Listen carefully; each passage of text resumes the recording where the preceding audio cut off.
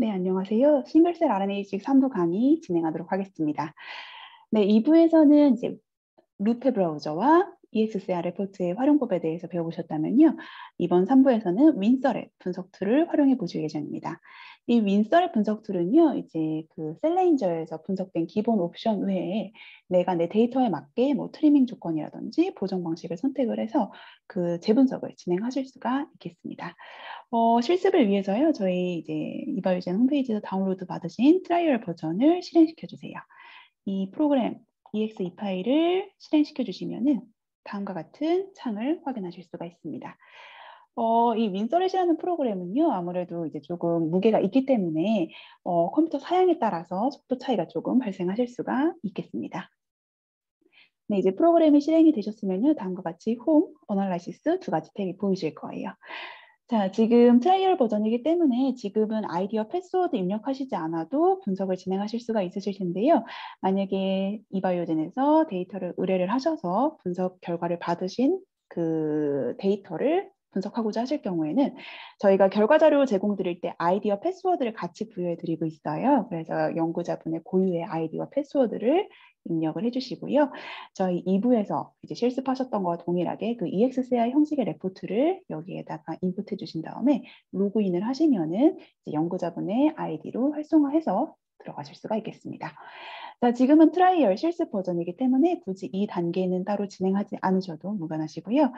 로드 데이터로 데이터를 불러오도록 하겠습니다.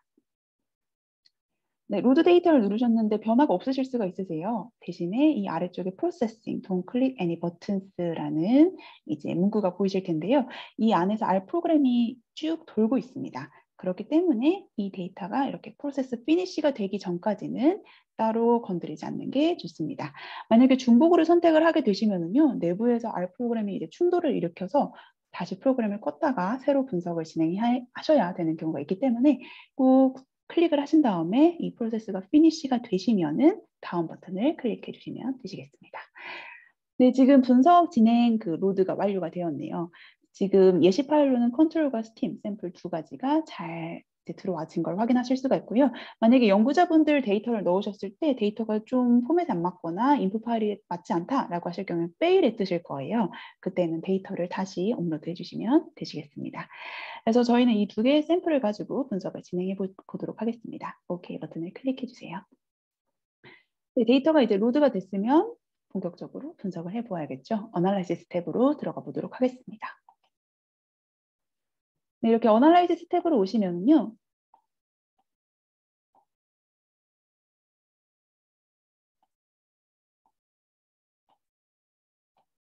크게 이제 싱글 샘플과 인테그레이션 두 가지로 구분이 됩니다.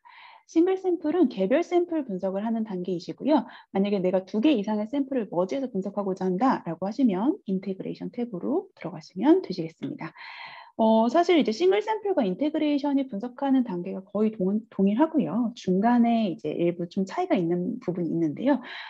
이번 실습 시간에는 싱글 샘플을 기반으로 분석 실습을 하실 거고, 이제 인테그레이션과 차이가 있는 부분만 추가적으로 제가 안내를 드리도록 하겠습니다. 네, 그러면 이제 싱글 샘플 분석을 진행해 볼게요. 크게 이제 스텝 1부터 6로 구분이 되어 있습니다. 전체적인 구성 틀을 한번 살펴보시고요. 세부적인 부분들을 같이 살펴보실게요. 먼저 첫 번째 스텝에서는요, 데이터 생성입니다. 내가 이제 분석하고자 하는 샘플을 이렇게 선택을 하실 거고요. 그 샘플의 퀄리티를 확인하는 단계입니다. 그래서 샘플의 퀄리티가 좀 낮은 세포들은 좀 제거를 하고, 이제 멀쩡한, 그러니까 이제 그 퀄리티가 좋고 미토콘드리아 비율이 괜찮은 세포들만을 추려서 이제 분석을 진행하기 위한 트리밍 단계다라고 보시면 되시겠습니다. 그래서 퀄리티가 좋은 아이들을 추출을 하신 다음에 스텝 2로 넘어가실 거예요. 스텝 2로 가시면 이제 보정을 선택을 하실 수가 있습니다. 그래서 내가 데이터를 이제 비교 분석하기 전에 어떤 보정 방식을 이용을 해서 데이터를 이제 노멀라이제이션 할지 선택을 하시는 과정이고요. 이렇게 보정까지 완료가 되셨으면은 세 번째 스텝으로 넘어가셔서 이제 본격적으로 UMAP 혹은 티스니 이미지를 생성을 하실 수가 있습니다. 그래서 UMAP이나 티스니 이미지 생성하기 전에요. PCA 분석을 진행하게 되시는데요. 이 PCA 분석은 이제 특정 특징을 잡아내는 분석이다. 그래서 대표적인 특징을 이용을 할지 아니면 좀 다양한 특징들을 이용을 할지 이 PCA 단계에서 설정을 해주시고 클러스터링, UMAP이나 티즈니 이미지를 제작을 하실 수가 있겠습니다. 그래서 이렇게 이제 스텝 3까지 해서 UMAP 혹은 티즈니 형식의 이제 클러스터가 형성이 되셨으면요. 이제 스텝 4로 가셔서 이제 마커 유전자를 확인하실 수가 있습니다. 이제 각각의 클러스터, 여러 개의 클러스터가 나왔을 텐데요. 각각의 클러스터에서 유의성 있는 유전자가 무엇인지 파인딩 마커를 통해서 확인하실 수도 있으시고요. 그리고 내가 특정 셀 타입에서 이제 알고 있는 마커 유전자를 이용을 해서 마커 유전자를 기입을 함으로써 몇 번 클러스터에서 이 마커 유전자가 많이 발현이 되는지 이렇게 이제 특정 마커 유전자들을 이용을 해서 셀 타입을 지정을 해보실 수도 있겠습니다. 그래서 스텝 4에서 이제 유전자들을 이용을 해서 각각의 클러스터가 어떤 셀 타입인지 이제 확인하는 단계들을 진행을 해주실 거고요. 어느 정도 좀 정리가 되셨다라고 하시면은 스텝 5로 넘어가셔서 이제 어사인을 해주시면 되시겠습니다. 그래서 내가 이제 뭐 3번 클러스터가 B셀일 것이다 라고 예측이 된다면 이제 그 3번 클러스터에 B셀을 이제 넣어서 UMAP에 표현하는 단계가 스텝 5가 되겠습니다. 네, 이렇게 이제 어느 정도 이제 UMAP 상의 셀 타입이 표현이 되셨으면요. 스텝 6에서는 B 분석이라고 해서 이제 특정 클러스터, 예를 들어 1번 클러스터와 2번 클러스터 간에 비교를 했을 때 이제 어떤 유전자들이 많이 발현이 됐는지, 패턴이 어떻게 나오는지 볼케이노 플러스로 데이터를 확인하는 작업까지 진행을 해보실 수가 있겠습니다. 네, 크게 이제 이렇게 6가지 스텝을 통해서 내가 데이터를 트리밍하고 보정하고 UMAP을 생성을 해서 셀 타입을 지정하는 이런 단계를 거쳐볼 건데요. 이제 디테일하게 어떻게 옵션을 적용을 하는지 함께 실습해 보도록 하겠습니다. 자, 스텝 1 데이터 제너레이션 단계인데요. 원하는 샘플, 분석하고자 하시는 샘플을 선택을 해주신 다음에 퀄리티를 확인해 보도록 하겠습니다. 여기에서 Run 버튼을 클릭해 보겠습니다. 네, 그러면 지금 프로세싱이 진행이 되고 있죠? 얘가 피니쉬가 될 때까지 잠시 멈춰주세요.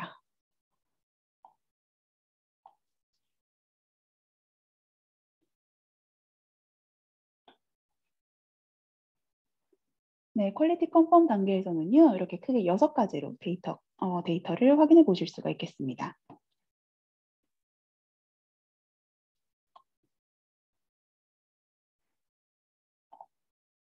네, 셀 카운트, 그리고 UMI 카운트 퍼 셀, 진 디텍티드 퍼 셀, 그리고 미토콘드리아 비율, 콤플렉시티, 그게 이렇게 6가지로 확인을 하실 수가 있는데요.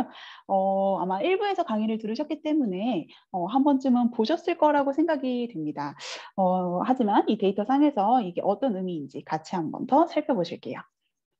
자, 첫 번째, 셀 카운트는요, 이제 이 컨트롤 샘플을 분석을 했을 때 총 15,688개의 세포가 확인이 된다라는 메시지입니다. 그래서 15,688개의 셀 카운트 값이 확인이 되어지시고요. 이 UMI 카운트는 이제 각각의 세포들이 있을 텐데 그 세포 내에 예를 들어 벌크 RNA식이라 하면 리드 카운트와 유사한 개념이다라고 보실 수도 있으실 것 같아요. 그래서 셀 안에 발현량이 얼마나 있는지 발현 패턴을 나타내고 있습니다. 그리고 이제 진 디텍티드 퍼 셀은요, 셀당 유니크한 유전자가 얼마나 있는지 유니크한 유전자를 나타내고 있고요. 이제 UMI와 진 간의 이제 비율이 이렇게 무상승하는 경향을 확인하실 수가 있습니다. 그리고 이 검정색은 이제 미토콘드리아 비율인데요. 이 검정색이 진한 아이들이 이제 미토콘드리아 비율이 높은 세포다라고 확인을 하실 수가 있겠습니다. 조금 더 디테일하게 미토콘드리아 카운트만을 따로 확인하실 수가 있는데요. 지금 여기는 퍼센테이지를 나타내고 있습니다. 그래서 0.1 이거는 즉 10% 정도이고요. 이제 1은 100%가 되겠죠. 그래서 이제 미토콘드리아 비율이 이제 세포 내에서 100%로 봤을 때 이 아이들은 10% 안쪽에서 많이 발현이 되어 있네요. 그래서 미토콘드리아 비율이 너무 높아지면 사실상 죽어가는 세포거나 혹은 죽은 세포일 수가 있겠죠. 그렇기 때문에 미토콘드리아가 일정 기준 이하의 세포들만 따로 선별을 하는 작업을 진행하게 되겠습니다. 그리고 이제 컴플렉시티라고 해서 얼마나 이제 복잡한지 복잡성을 나타내고 있습니다. 그래서 이제 퀄리티 컨펌을 통해서 이렇게 6가지 항목들을 확인하실 수가 있고요. 여기에서 이제 퀄리티가 좀 낮은 아이들은 좀 제거하는 작업들을 진행하실 수가 있겠습니다. 필터링 과정은 여기 두 번째 셀 필터링을 통해서 진행을 하실 수가 있는데요. 여기 UMI 카운트가 그리고 진 디텍티드 퍼 셀, 미토콘드리아 카운트 레이시오, 그리고 콤플렉시티 이 4가지를 설정하실 수가 있습니다. 이 필터링의 절대적인 컷오프 수치가 있는 것은 아닌데요. 이제 연구자분의 데이터에 맞게 피크를 이제 포함을 하면서 데이터를 취할 수 도록 이제 그 값을 정해주시면 되세요. 그런데 이제 좀 대략적인, 그러니까 매뉴얼상에서 조금 추천하는 기준에 대해서 한번 안내를 드리면요. UMI 카운트 퍼 셀은 500 이상, Gene detected per cell은 300 이상, 미토콘드리아 비율은 0.1, 컴플렉시티는 0.8 이상을 권장을 하고 있습니다. 즉 한번 보여드릴게요. 이렇게 만약에 필터링을 하신 다음에 Run 버튼을 클릭을 하시게 되시면은 저희가 설정한 이 조건이 이제 오른쪽 이미지에서 표현이 되게 됩니다.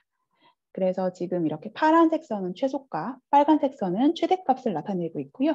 이 안에 들어가 있는 아이들을 기준으로 분석을 하겠다라는 의미입니다.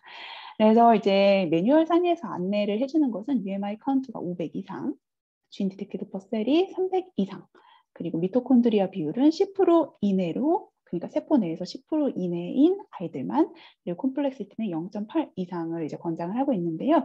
사실 이건 어디까지나 그냥 그 상대적인 기준인 거지, 만약에 연구자분의 데이터가 더 앞쪽에 있거나 더 뒤쪽에 있으면은 그 데이터에 맞게 이 필터링 기준을 맞춰주시면 되시겠습니다. 그래서 퀄리티 컨펌을 하신 다음에 필터링을 이제 적절하게 진행을 해주시면 되시겠고요. 지금 이번 시간에는 실습용이기 때문에 사실 이 전체 데이터를 이용을 하게 되시면은 분석하는데 시간이 좀 오래 걸리실 수가 있으세요. 그래서 조건을 조금 타이트하게 줘서 이제 적은 양의 세포로 그냥 한번 이제 보여드릴게요. 그래서 이제 UMI 카운트 퍼 셀을 뭐 1000 정도로 해보고 Gene detected per 셀을 1000 정도로 한번 바꿔보도록 하겠습니다. 이 상태로 다시 Run 버튼을 클릭하시게 되시면 이렇게 파란색 선이 조금 더 뒤쪽으로 오게 되죠. 그래서 사실상 진짜 내 데이터를 분석을 하고자 한다라고 하면 이 피크가 속할 수 있도록 이 파란색 선을 앞쪽으로 당겨 주셔야겠지만 이번 시간에는 시간 단축을 위해서 임의로 세포의 개수를 매우 줄여보도록 하겠습니다. 그래서 지금 이 안에 있는 아이들을 기반으로 분석을 진행해 보실게요. 자, 그러면 이 조건대로 진행을 하겠다라고 이제 이 조건들을 확인을 하시고 이 조건대로 진행을 하겠다라고 판단이 되시면 이 필터드 데이터 컨펌에서 런 버튼을 클릭하시면 되시겠습니다. 그러면 저희가 이 셀 필터링에서 지정했던 조건에 맞는 아이들만 이렇게 선별이 돼서 확인을 하실 수가 있으세요. 그래서 아까는 한 15,000여 개의 세포였는데요. 이 필터링 조건을 거치고 나니까 1,200여 개의 세포만 남아있네요. 굉장히 적죠. 사실상 실제로 분석을 하실 때는 이 수치값 대신에 이제 조금 더 적절하게 내 데이터에 맞게 지정을 해주시면 되시겠습니다. 그래서 저희가 필터링한 조건을 이렇게 데이터를 확인하실 수가 있고요. 이 아이들을 기반으로 다음 단계로 이 다음 단계로 이제 넘어가 보도록 하겠습니다. 이제 스텝 2 데이터 프로세싱 단계인데요. 이 스텝 2에서는 이제 내가 데이터를 어떤 방식으로 보정을 할지 선택을 하시게 되세요. 근데 이제 보정 진행에 앞서서 여기 보시면 셀 사이클 컨펌이라는 단계가 있습니다. 여기에서 종을 지정을 하실 수가 있는데 저희는 이제 휴먼일 경우엔 휴먼이 아닐 경우엔 어더를 선택해 주시면 되세요. 저희가 이제 앞으로 윈서렛 업데이트 계획이 있는데 그때마다 이제 마우스라든지 렛이라든지 점점 종을 늘려갈 예정입니다. 그래서 일단은 휴먼과 휴먼이 아닐 경우 이렇게 선택을 해주시면 되시고요.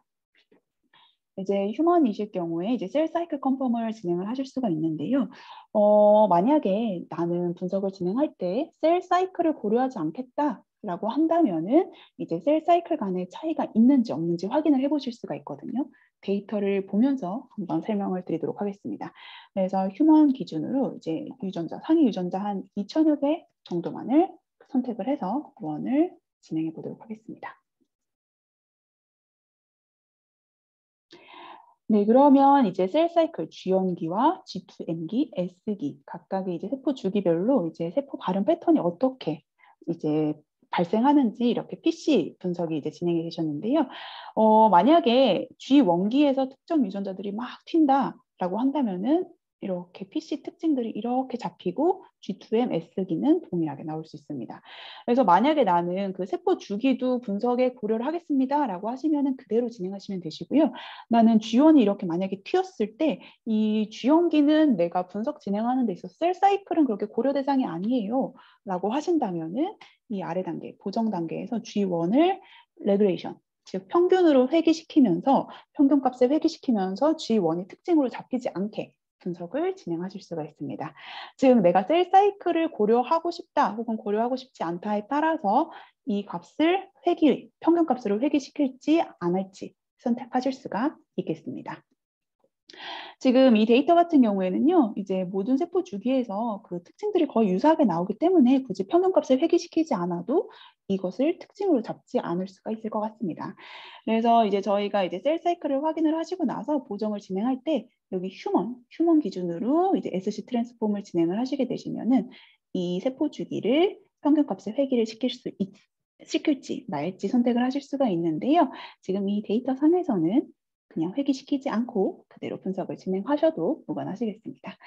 자, 그러면 이제 보정 단계를 선택을 해보실게요. 보정은 크게 두 가지로 구분이 되어 있습니다. SC 트랜스폼과 로그 노멀라이즈 이렇게 두 가지가 있는데요. 이게 딥하게 들어가면은 좀 다른 특징들이 있지만 좀 대표적으로 좀 간단하게 좀 말씀을 드리면 이제 SC 트랜스폼 같은 경우에는 이렇게 셀 사이클 혹은 미토콘드리아 값을 평균 값으로 회귀를 시키게 됩니다. 그렇기 때문에 나는 뭐 미토콘드리아를 특징으로 잡고 싶지 않습니다. 미토콘드리아를 이제 평균값을 다 회귀시키고 싶어요 라고 하면은 SC 트랜스폼 분석을 진행해 주시면 되시고요. 로그 노멀라이제이션은 그 미토콘드리아까지 그냥 이제 특징으로 잡혀줄 수가 있으세요. 그래서 나는 미토콘드리아도 내 분석에서 의미가 있습니다. 라고 하신다면은 로그 노멀라이제이션을 선택해 주시면 되시겠습니다. 그래서 이제 노멀라이제이션 방식은 이제 원하시는 방식에 맞게 이제 선택을 해주시면 되시는데요. 저희는 이제 SC 트랜스폼을 선택을 해서 미토콘드리아 값도 평균값을 회귀하여 분석을 진행해 보도록 하겠습니다. 이 상태로 런 버튼을 클릭해 보실게요. 자, 노멀라이제이션은 이제 전체 데이터를 이제 보정을 하는 거기 때문에 전체 스텝 중에 제일 시간이 조금 오래 걸리실 수가 있습니다. 그렇기 때문에 이 단계에서는 이게 피니쉬가 되기 전까지는 버튼을 따로 건드리지 않고 잠깐 대기해 주시는 게 좋겠습니다.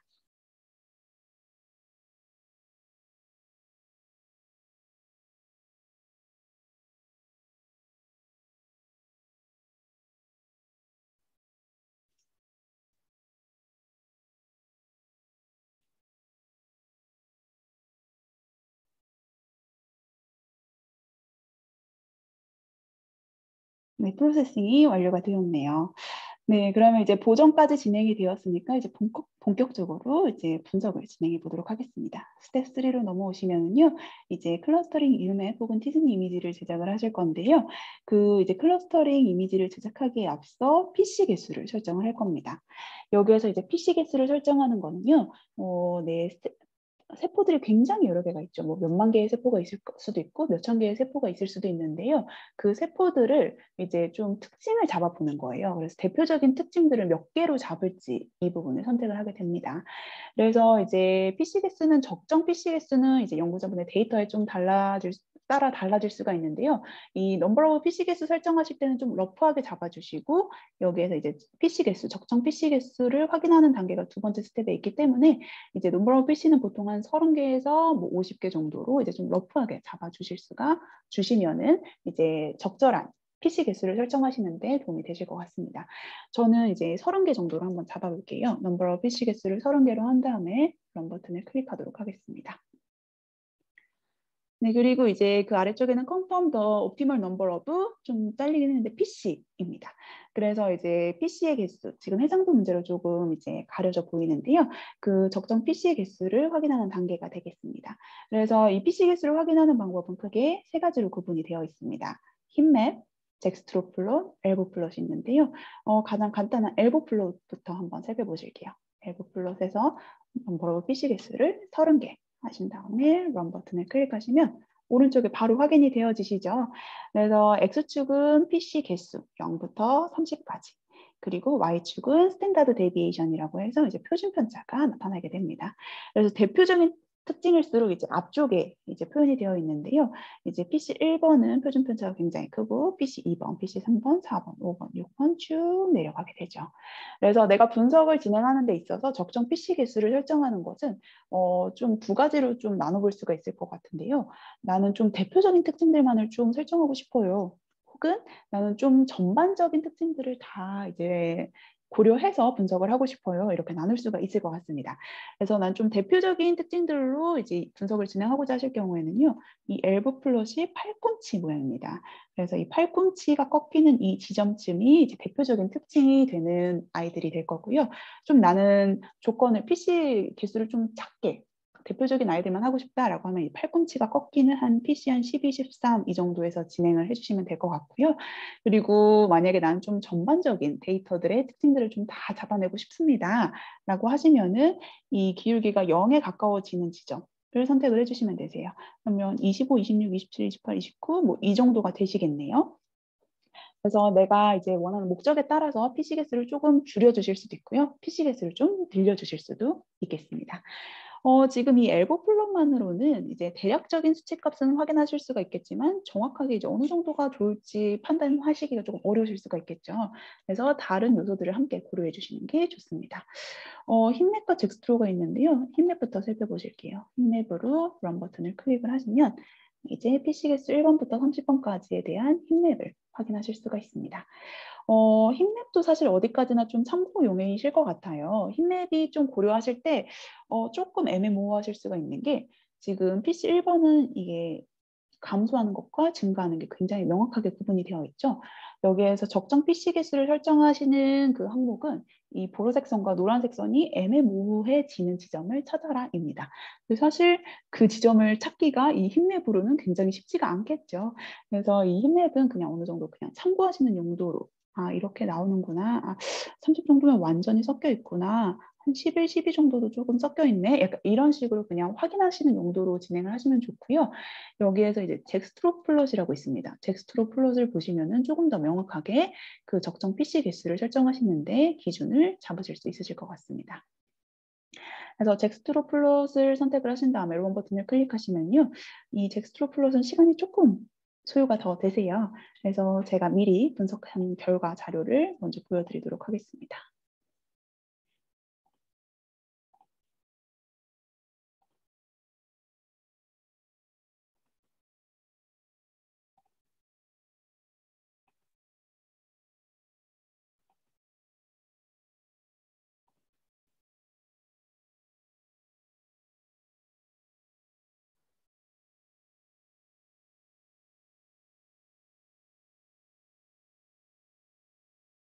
네, 이렇게 잭스트로 플롯 분석을 진행을 하시게 되시면요. 다음과 같은 이미지를 얻으실 수가 있습니다.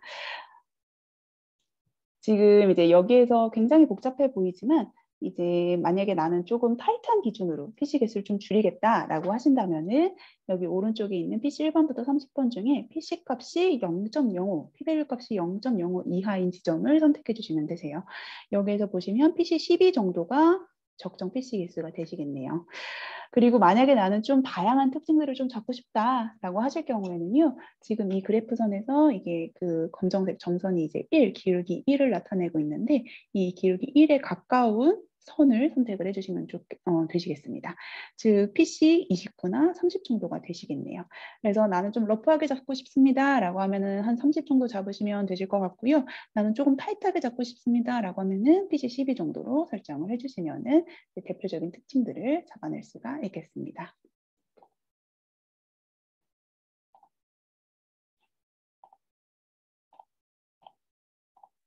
네, 이렇게 저희가 방금 봤던 데이터와 동일한 이미지가 확인되어지시죠? 이렇게 이제 적정 PC 개수는 내 데이터에 맞게 엘보 플롯이나 잭스트로 플롯, 힙맵을 참고하셔서 이제 PC 개수를 설정을 하실 수가 있습니다.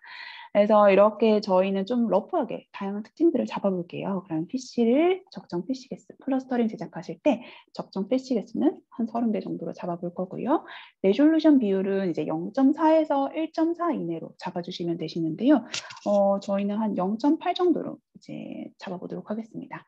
그리고 이제 메소드는요, 유맵과 티스니 둘 중에 하나를 선택하실 수가 있는데요. 이거는 이제 연구자분의 목적에 맞게 이제 글로벌하게 분석을 하실지 아니면 로컬리까지 이제 고려가 될지에 따라서 이제 분석 방법을 선택해 주시면 되시겠습니다. 여기에서 이제 저희는 유맵을 기준으로 한번 진행을 해 보실게요. 여기에서 런 버튼을 클릭해 보도록 하겠습니다.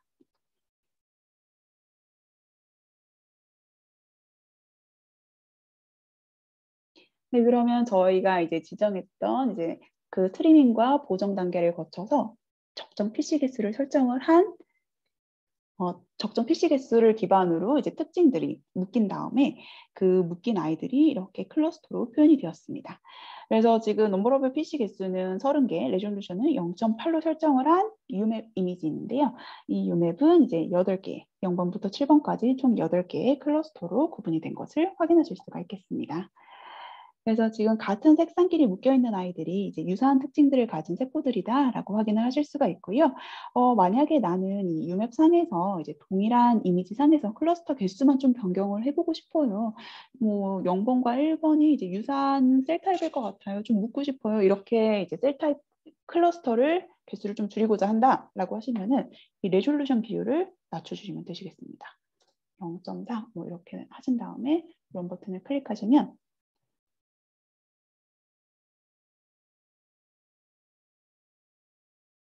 이렇게 동일한 UMAP 이미지 상에서 클러스터 개수가 6개로 줄어든 것을 확인하실 수가 있겠죠. 그래서 이제 내가 관심 있는 셀 타입을 지정하실 때 그 유사한 아이들, 그러니까 셀 타입을 조금 더 구분해야 될지, 혹은 클러스터를 조금 더 이제 세분화해야 될지, 혹은 뭉쳐야 될지에 따라서 이 레졸루션 비율을 변경해서 적용해 주시면 되시겠습니다. 반대로 이렇게 늘려주시게 되시면 당연히 클러스터 개수는 늘어나겠죠.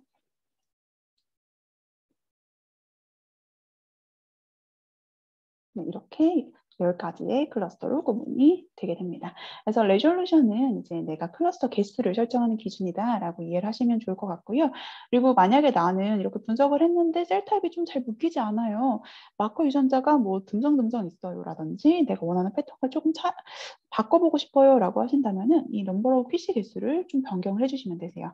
그러면 이제 클러스터 개수가 아니라 이 특징들이 조금 다르게 잡히면서 셀들이 다르게 묶여지시게 되시거든요. 그래서 PC 개수를 조금 변경하면서 룸앱 이미지를 또 변경해서 분석해 보실 수도 있습니다. 근데 만약에 나는 이제 레졸루션 비율과 PC 개수를 조율을 했는데도 뭔가 좀 적합하지가 않은 것 같습니다. 라고 하신다면요. 다시 윗단계로 올라가 주시면 되세요. 그래서 뭐 보정 방식을 바꿔본다든지 혹은 트리밍 조건을 바꿔본다든지 이런 식으로 내 데이터에 내 입맛에 맞게 내 데이터에 맞게 옵션을 변경을 해서 원하시는 UMAP을 제작을 해보실 수가 있겠습니다. 이렇게 UMAP 제작이 완료가 되셨으면요. 이제 저희는 셀 타입을 지정을 해보실 건데요. 레졸루션 비율은 그냥 기본값인 0.8로 진행을 해보도록 하겠습니다.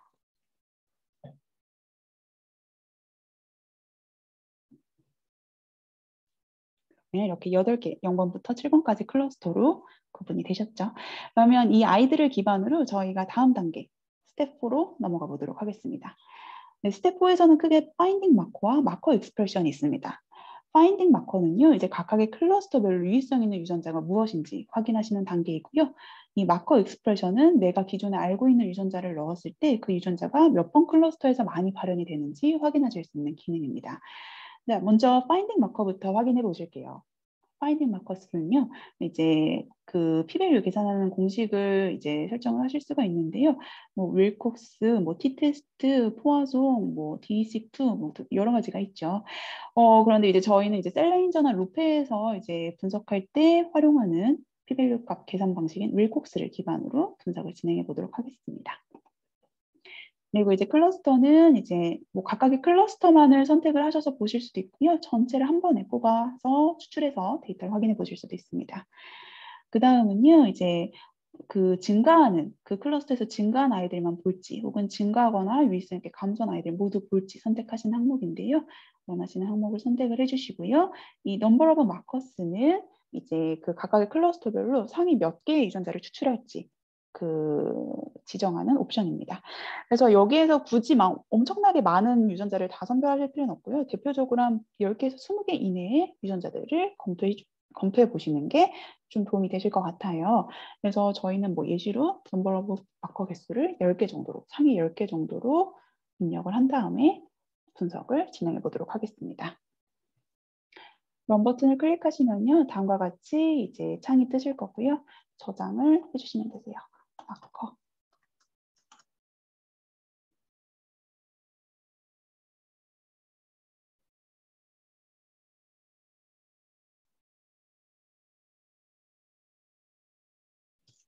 네, 이 분석은 이제 각각의 클러스터별로 유의성 있는 유전자들을 선별하기 때문에 이 단계도 시간이 조금 소요가 되실 수가 있습니다.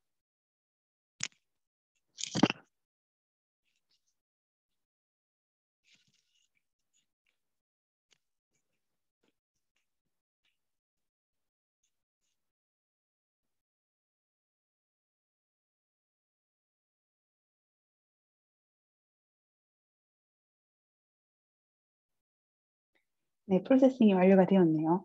자, 그러면 이제 먼저 이미지 파일과 텍스트 파일이 추출이 되실 텐데요. 먼저 이미지부터 살펴보도록 하겠습니다. 여기에서 X축은 각각의 클러스터입니다. 0번 클러스터부터 7번 클러스터까지 이제 표현이 되어 있고요. 이제 Y축은 마커 유전자, 대표적인 유의성 있는 유전자가 되겠습니다. 그래서 0번에서 유의성 있게 증가한 아이들 10개, 1번에서 유의성 있게 증가한 아이들 10개, 2번에서 유의성 있게 증가한 10개 이렇게 쭉 나열이 되어 있는데요. 지금 중복이 되면은 이제 아래쪽에선 이렇게 중복 제거가 되게 됩니다. 그래서 지금 0번부터 8번까지 총 8개의 클러스터가 있으니까 최대 80개 유전자 리스트가 추출이 되시겠죠. 근데 이제 최대 80개인 거지 80개보다 적게 표현이 되겠습니다. 자, 그러면 이 이미지만으로는 이 아이들이 얼마나 변화했는지 수치로 확인이 어려우시기 때문에요. 저희는 텍스트 파일을 함께 보도록 하겠습니다. 지금 저장했던 위치로 가셔서 그 파일을 열어주시면은 이렇게 마커.txt 형식의 파일이 보이실 거예요. 근데 이거를 텍스트로 여시게 되시면은 조금 보시기가 좀 번거로우실 수가 있을 것 같아서요. 이 파일을 엑셀에서 한번 열어보도록 하겠습니다. 엑셀을 실행시키신 다음에 이 텍스트 파일을 엑셀에다가 드래그 해주시면 엑셀에서 텍스트 파일을 여실 수가 있겠습니다. 여기에다가 이렇게 드래그를 해주시면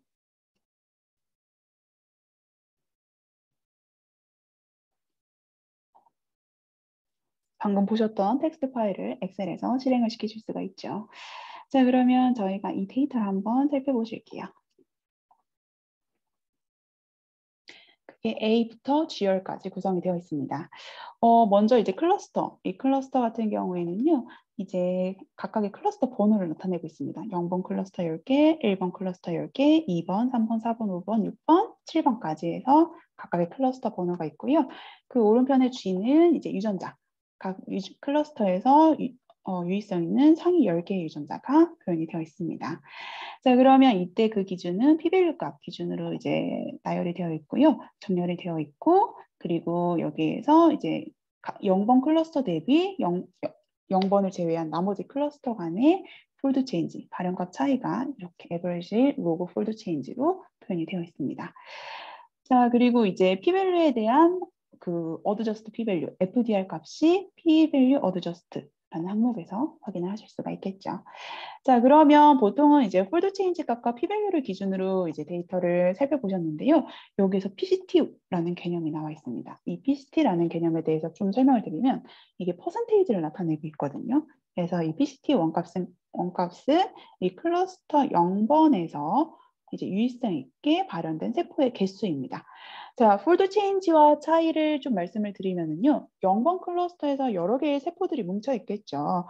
여기에서 이제 폴드 체인지라 함은 이제 평균 발현값 간의 비교이거든요. 0번 클러스터에서 특정 유전자가 발현된 비율 대비 0번 클러스터를 제외한 나머지 클러스터에서 이 유전자가 얼마나 발현이 되었는지 그 발현값을 기준으로 이 폴드 체인지를 계산을 한다면 이 PCT라는 것은 퍼센테이지입니다. 0번 클러스터에서 이 특정 유전자가 하나라도 발현이 됐다면은 그 세포가 카운트가 되는 거예요. 그래서 0번 클러스터의 세포가 100개가 있다라고 했을 때 이 PCT 원값이 0.996이라는 것은 99.6개의 세포에서 이 유전자가 발현이 되었다라는 의미입니다. 자, PCT2라는 것은요, 0번 클러스터를 제외한 나머지 클러스터에서 이 유전자가 얼마나 발현이 되었는지입니다. 얘도 이제 0번을 제외한 나머지 세포에서도 95.7% 굉장히 높게 발현이 되었네요. 즉, 이 VIM이라는 유전자는 이제 폴드 체인지도 이제 차이가 있고 p-밸류 값도 의미 있게 나왔지만 좀 전반적인 세포에서 발현이 많이 되는 유전자구나라고 해석을 하실 수가 있겠습니다. 그래서 이제 좀 그 각각의 클러스터에서 좀 유의미한 그 대표적인 이제 유전자를 찾으실 때는요, 물론 폴드 체인지와 p-밸류 값도 고려를 해야겠지만 PCT 값을 함께 봐주시면 조금 더 정확하게 데이터를 살펴보실 수가 있겠습니다. 지금 이 자료에서는요, 이제 PCT 값에, 그러니까 PCT1과 PCT2의 차이가 좀 큰 아이들이 효과적으로 보여질 수 있을 것 같은데요. 여기에서는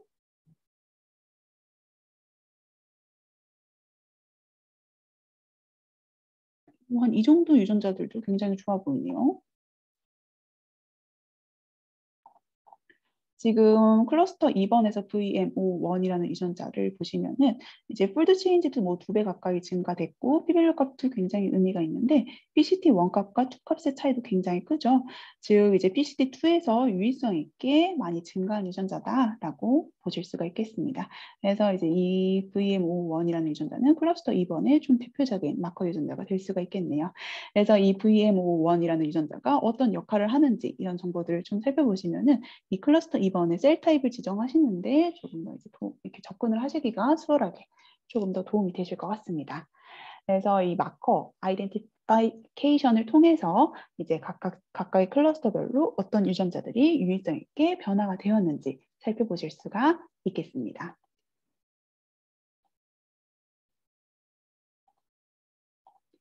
네, 이렇게 파인딩 마커 기능을 살펴보셨고요. 다음은 마커 익스프레션 기능입니다. 이 마커 익스프레션은요, 이제 그 바이올린 플롯을 통해서 혹은 클러스터링을 통해서 그 내가 관심 있는 유전자 리스트를 넣었을 때 몇 번 클러스터에서 이 유전자가 많이 발현이 됐는지 확인하실 수 있는 기능입니다. 저희가 이제 아까 비셀 마커 유전자로 CD79A를 말씀드렸는데요. CD79A를 한번 살펴보실게요. 지금 이게 대소문자를 구분하기 때문에 대문자로 CD79A라고 입력을 해보도록 하겠습니다.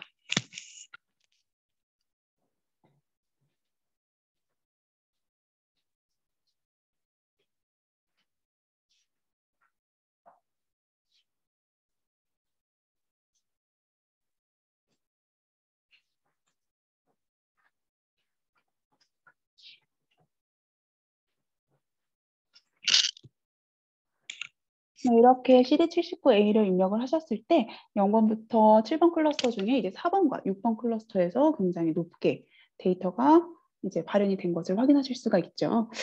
그러면 이제 뭐 4번과 6번에서 뭐 비셀 마커이지 않을까 이렇게 예상을 해보실 수가 있을 것 같고요. 만약에 나는 유전자를 한 개만 넣지 않고 좀 여러 개를 넣어서 동시에 확인을 해보고 싶습니다라고 하신다면요, 콤마를 이용을 해서 이제 한 번에 추출을 하실 수가 있습니다. 이때 주의하실 사항은 콤마 뒤에 띄어쓰기 없이 붙여서 입력을 해주시면 되세요. 그래서 저희가 이제 뭐 대표적으로 NK 세포를 좀 살펴보시면은요, NK 세포는 NKG7이라는 유전자와 GNLY라는 유전자가 있습니다. 이 두 유전자를 입력을 해서 살펴보실게요. 런 버튼을 클릭해 보도록 하겠습니다. 네, 그러면 지금 이제 저희가 NK 셀 타입의 마커 유전자인 NKG7과 GNLY가 한 번에 표현되는 것을 확인하실 수가 있는데요. 여기 데이터 상에서 보시면은 이제 5번과 7번에서 많이 발현이 되는데 GNLY는 5번 클러스터에서 굉장히 많이 발현이 되네요. 그래서 지금 NK 셀 같은 경우에는 이제 공통적으로 발현이 높은 5번 클러스터이지 않을까라고 예측을 해보겠습니다.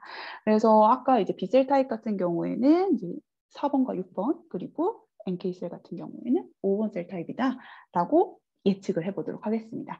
이런 식으로 이제 내가 알고 있는 마커 유전자를 이용을 해서 이제 몇 번 클러스터에서 공통적으로 많이 발현이 되는지를 참고를 하시면은 셀 타입을 지정하는 데 조금 더 효과적으로 접근을 하실 수가 있습니다. 네, 이렇게 바이올린 플롯으로도 데이터를 확인하실 수가 있고요. 혹은 이제 클러스터링으로 변경을 하신 다음에 런 버튼을 클릭을 하시게 되시면 이제 아까 그 제작했던 UMAP 3에서 어느 영역에서 많이 발현이 되는지 이렇게 색상으로 표현을 하실 수도 있겠습니다. 네, 이렇게 이제 파인딩 마커와 마커 익스프레션을 이용을 해서 이제 셀 타입을 지정하는 단계가 완료가 되셨다라고 하신다면요. 스텝 5에서 셀 타입을 어사이먼트 하실 수가 있습니다. 그래서 지금 이제 0번부터 7번까지 클러스터가 있었는데요. 아까 5번은 NK셀 어사인 하시면 5번이 NK셀로 변경이 되셨죠. 그리고 4번과 6번은 B셀로 한번 변경을 해보도록 하겠습니다.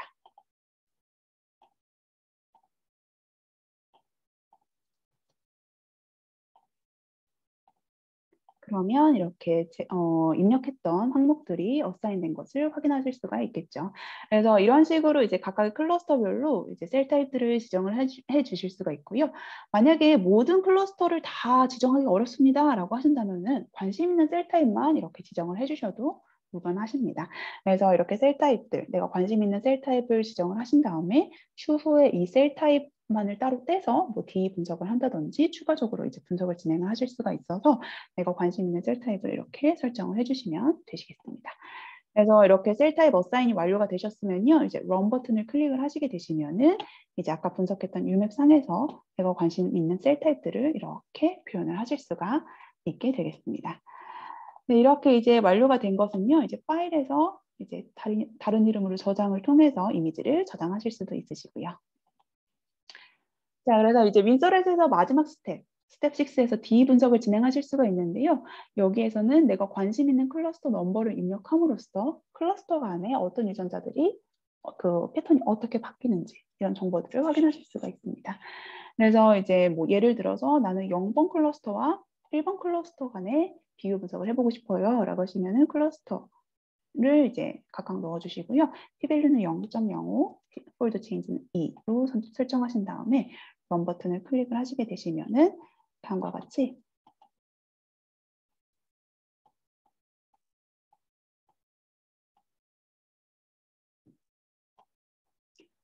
다음과 같이 이제 X축은 폴드 체인지, Y축은 클러스터. 네, X축은 폴드 체인지, Y축은 p-value 값을 기준으로 볼케이노 플롯을 확인하실 수가 있습니다. 그래서 이 빨간 쪽은 그룹 1번에 대한 데이터이고요. 이 파란 쪽은 그룹 2번에 대한 데이터입니다. 그래서 0번과 1번을 비교했을 때 0번에서는 이런 유전자들이 많이 발현이 됐고 1번에서는 이런 유전자가 많이 발현이 되었다라고 해석을 하실 수가 있죠.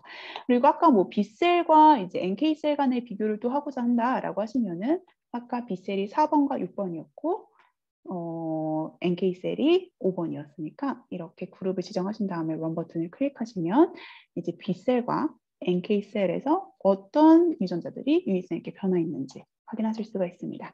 그래서 이쪽이 이제 B셀 타입, 이쪽이 NK셀에서 유의성있게 변화된 유전자 리스트다라고 해석을 하실 수가 있겠습니다.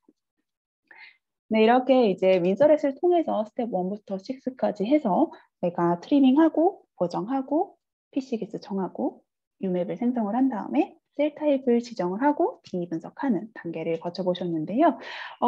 이제 내가 입력했던 항목들을 저장을 한 다음에 다음번에 다시 한번 분석하고 싶어요 라고 하신다면은 여기 세이브 옵션 버튼을 클릭하시면은 그 연구자분께서 지정하셨던 그 조건들을 그 텍스트 파일로 저장을 하실 수가 있으세요. 그래서 이렇게 파일을 저장해 주시면은 텍스트 파일로 데이터를 추후에 확인해서 바로바로 입력을 하실 수가 있습니다.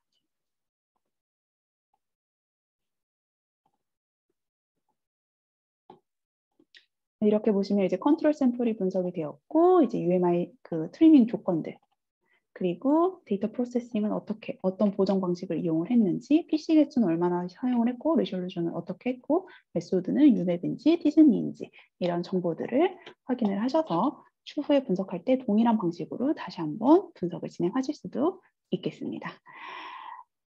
네, 이렇게 단일 샘플에 대해서 이제 싱글셀 재분석 진행하실 때 윈서렛 이용하시는 활용법에 대해서 함께 실습을 해보셨고요. 지금 이제 만약에 나는 샘플이 2개 이상이에요. 인테그레이션 작업을 좀 진행하고 싶어요. 라고 하실 경우에는요. 이 인테그레이션 탭으로 넘어가시면 되시는데요. 분석하시는 방법은 지금 하셨던 싱글셀과 굉장히 동일하세요. 근데 이제 차이가 있는 부분이 몇 가지가 있는데 그 부분만 몇 가지 좀 설명을 드리고 마무리를 짓도록 하겠습니다. 네, 이게 이제 분석을 진행을 하는 데 있어서 굉장히 큰 메모리를 잡아먹기 때문에 이제 워낙 이제 싱글셀 데이터가 빅데이터이기 때문에 이제 용량을 굉장히 많이 잡아먹으실 수가 있거든요. 그래서 리셋 버튼으로 데이터를 초기화 시키신 다음에 인테그레이션 단계로 넘어가시면 되시겠습니다.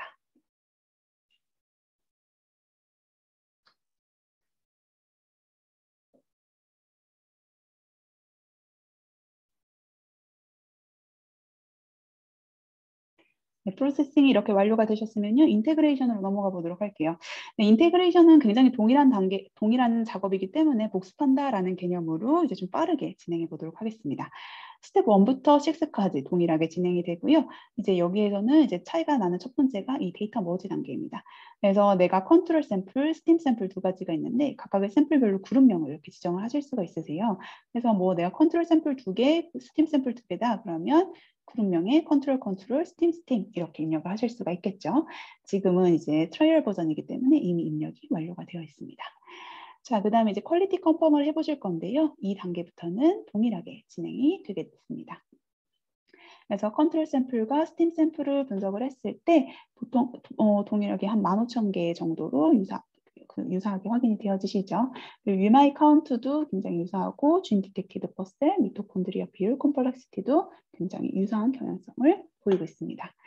자, 셀 필터링 조건은요. 이제 동일하게 아까와 1000,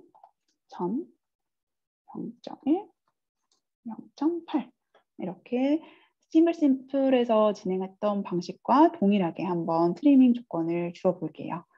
그래서 이렇게 분석을 진행을 하게 되면은 이제 파란색 선과 빨간색 선으로 이제 구분이 돼서 이 안에 있는 아이들로 분석이 진행이 되시는데요. 정식적으로 분석을 진행할 때는 이 파란색 선이 이 앞쪽으로 와야겠죠. 즉 한 300 정도에서 끊어줄 수가 있을 것 같습니다. 지금은 이제 시간 단축을 위해서 적은 수의 세포를 이용을 해서 분석 실습을 보여드릴게요. 그래서 셀 필터링이 이제 완료가 되셨으면요. 이 조건으로 적용을 해서 분석을 진행하는 필터 데이터 컨펌에서 런 버튼을 클릭하도록 하겠습니다. 그러면 아까는 한 15,000여 개 정도의 세포였는데요. 이번엔 이제 필터링 결과 1200개, 1100개 정도의 세포가 남아있게 됩니다. 굉장히 적은 수죠. 그래서 사실은 원래 분석 진행하실 때는 이것보다 많은 수치의 값을 이제 추출해 주셔야 되시는데 지금은 이제 실습이기 때문에 이렇게 세포수를 줄여서 분석하는 점 다시 한번 안내를 드리도록 하겠습니다. 그래서 이제 이 필터링 조건을 진행을 했을 때 다음과 같은 아이들이 이제 분석이 진행이 된다라고 확인을 하실 수가 있겠습니다. 그래서 이렇게 트리밍이 완료가 되셨으면요, 이제 데이터 프로세싱 단계로 넘어가 보실 건데요. 익숙하시죠? 그래서 셀 사이클 컨펌에서 종을 선택을 해주실 거고요. 이 넘버 오브 피처 수는 보통 한 2,000개에서 3,000여 개. 상위 그러니까 이게 세포가 한 개의 세포로 분석이 되는 게 아니고 1,000개, 10,000개의 세포로 분석이 되기 때문에 유전자 전체를 가지고 분석을 하게 되면 너무나도 복잡한 연산이 이루어지고 좀 비효율적으로 데이터가 이제 컨트롤이 되실 수가 있으세요. 그래서 상위 유의성 있게 변화한 2,000개 혹은 3,000개의 유전자를 기반으로 이렇게 셀 사이클 컨펌을 진행하고 있습니다. 그래서 저는 한 2,000개 정도로 진행을 해볼 거고요. 셀 사이클 컨펌을 하게 되시면은 아까와 동일하게 이제 G용기, G2M기, S기에 대해서 PC 분석이 진행이 되게 됩니다. 네, 지금 이제 인테그레이션 한 데이터도 G1기나 G2기나 S기나 거의 유사한 경향을 보이죠. 즉, 레그레이션, 따로 이제 평균값의 회귀 없이 다음 보정을 진행해도 되겠습니다. 그래서 보정 방식은 크게 SC 트랜스폼과 로그 노멀라이즈가 있는데요. 동일하게 아까 싱글 샘플과 동일하게 SC 트랜스폼으로 분석을 진행해 보도록 하겠습니다.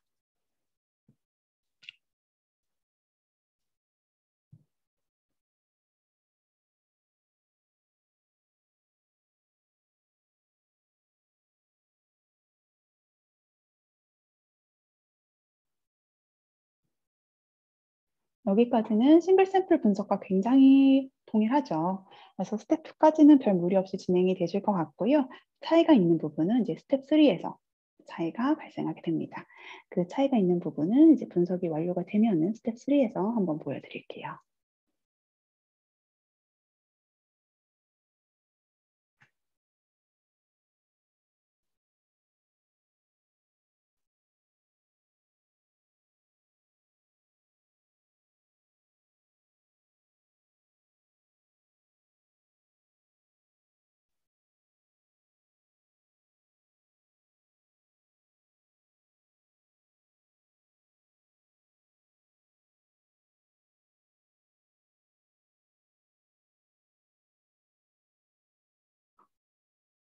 네, 분석이 완료가 되었습니다. 지금 이제 세포 개수가 이렇게 적은데도 불구하고 이제 보정하는데 이렇게 시간이 오래 걸리기 때문에 이제 연구자분의 데이터 같은 경우에는 훨씬 더 이제 큰 데이터를 이용을 해서 분석이 진행이 되시겠죠. 그래서 사실 이제 큰 이제 성능 좋은 데스크탑을 활용하시기를 권장을 드리고 있고요. 이제 이 분석이 돌아가는 동안은 잠시 이제 컴퓨터를 따로 건드리지 않고 연산에 좀 집중할 수 있도록 잠시 기다려 주시는 게 좋을 것 같습니다. 네, 이렇게 프로세스가 완료가 되시면요. 이제 다음 스텝으로 넘어가 볼게요. 이제 보정이 완료가 된 데이터를 가지고 PC 분석을 진행을 하실 건데요. PC 개수는 아까와 동일하게 30개를 기준으로 확인을 해보도록 하겠습니다. 그리고 컨펌 오브 넘버 오브 PC 개수는 아까와 동일하기 때문에 사실 이 부분은 패스를 해도 되지만 한번 엘보플롯만 살펴보고 가보실게요. 지금 화면이 조금 켜져서 다시 열어보도록 하겠습니다.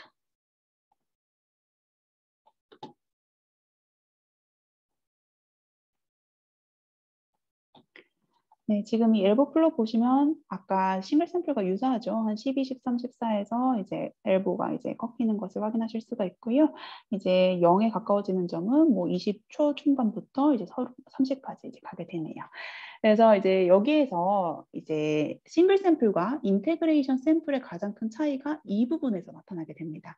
지금 여기 보시면 클러스터링 without integration이라는 게 있고 인테그레이션이라고 있죠.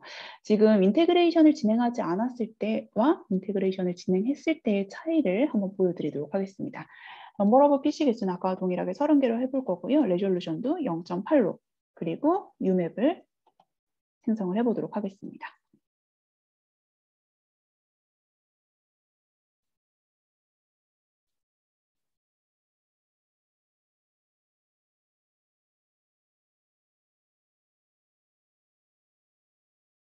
네, 그러면 이렇게 UMap이 세 가지로 생성이 되셨는데요. 첫 번째 UMap은 샘플 간의 UMap이고요. 두 번째는 그룹 간의 UMap입니다. 그리고 세 번째는 클러스터를 형성을 하게 되었죠. 그래서 지금 이 첫 번째, 두 번째 이미지는 동일해 보이지만 만약에 샘플이 4개고 그룹이 2개다. 그러면 컨트롤 1, 2, 스팀 1, 2 이렇게 4가지 색상으로 표현이 되는 이미지가 되겠습니다. 지금은 이제 리핏 없이 단일로 진행이 되었기 때문에 샘플과 그룹이 동일하게 확인이 되어지실 거예요. 자, 그런데 지금 여기 보시면 컨트롤과 스팀 샘플이 굉장히 데칼코마니처럼 이렇게 분리가 되어 있죠. 이런 경우에는 나중에 내가 이 클러스터를 이렇게 셀 타입을 지정을 한다라고 하더라도 이 클러스터만을 가지고는 추후에 비분석이 진행이 어려우시겠죠. 그래서 이 유사한 아이들끼리, 유사한 특징을 가진 아이들끼리 조금 이제 인테그레이션을 좀 진행하는 작업이 필요하게 됩니다. 그래서 여기 인테그레이션 단계에서 넘버 오브 피처스는 상위 뭐 2,000개 혹은 3,000개 유전자들을 이용을 해볼 거고요. 여기에서 런 버튼을 클릭을 하시게 되시면은 지금 이 데이터를 기반으로 유사한 특징들을 가진 아이들을 다시 이제 취합해서 인테그레이션을 진행한 UMap 이미지를 추출하실 수가 있게 됩니다.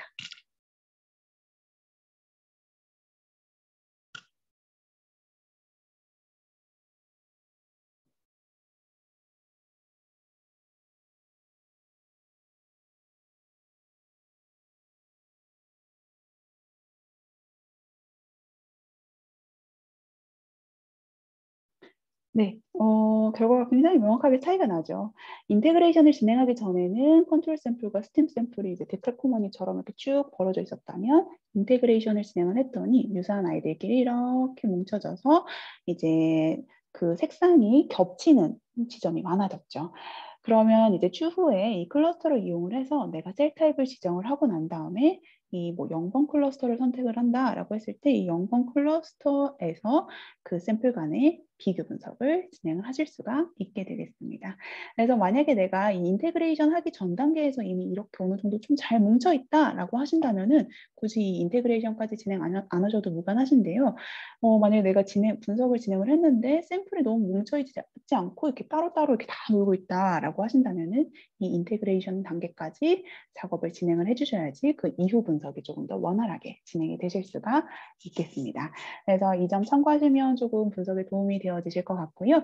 이 싱글 샘플과 인테그레이션에서 가장 큰 차이는 이 부분이 되시겠습니다. 그래서 이렇게 인테그레이션까지 완성이 된 UMAP으로 이제 마커 아이덴티피케이션을 진행하실 건데요. 이 단계는 싱글 샘플과 동일하다라고 보시면 되시겠습니다. 그래서 파인딩 마커를 이용을 해서 각각 클러스터별로 유의성 있는 유전자가 무엇인지 확인을 하실 수가 있고요. 이제 내가 알고 있는 마커 유전자를 입력을 함으로써 이제 몇 번 클러스터에서 그 유전자가 많이 발현이 되는지 확인이 가능하십니다. 그리고 스텝 5에서 셀 타입을 지정을 하신 다음에 그 클러스터에다가 어사인 해주시는 작업을 진행을 해주실 수가 있고요. 동일하게 D 분석까지 가능하게 됩니다. 그래서 이 데이터도 이제 세이브 옵션을 하시면은 이미지를 저장을 하실 수가 있게 되시겠죠. 네, 이렇게 이제 윈서랩 분석 툴을 이용을 해서 단일 샘플일 때 그리고 인테그레이션 2개 이상의 샘플을 분석을 할 때 어떻게 재분석을 진행을 하는지 이제 옵션들을 이용을 해서 이제 옵션들을 이용을 해서 네, 데이터에 어떻게 적용을 하면 좋을지 한번 실습을 진행해 보셨습니다. 이제 긴 시간 동안 이제 실습하시느라 굉장히 수고 많으셨고요. 아마 좀 익숙하신 내용도 있으실 것 같고 되게 생소한 내용들도 있으실 것 같아요. 그래서 영상 참고하시고 이제 매뉴얼 보시면서 한번 복습해 보시고요. 만약에 이제 분석 진행하면서 좀 궁금한 점이 있다라고 하실 경우에 저희 이바이오젠 그 바이오 인포 팀으로 이제 메일 혹은 연락을 주시면은 저희가 또 친절하게 안내를 드리도록 하겠습니다. 네, 긴 시간 동안 실습 진행하시느라 고생 너무너무 많으셨고요. 질문 있으시면 언제든지 저희 쪽으로 연락해 주시면 안내해 드리겠습니다. 네, 감사합니다.